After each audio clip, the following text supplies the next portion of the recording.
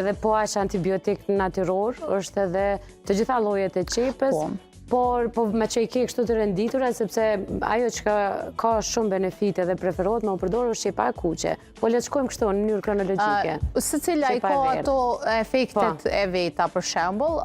Qepa e verdhë është qepa e zakonshme që mas shumë të e përdorim edhe në kuzhinat tona, përdorim për gjella.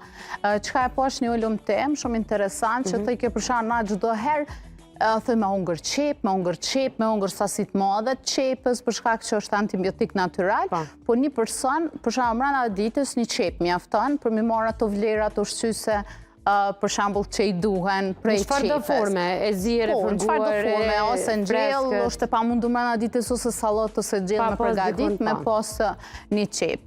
Përmban gjithashtu edhe qepa e verdhë antioksidant që ndihmojnë me largu inflamacionin, komplet qep ndikojnë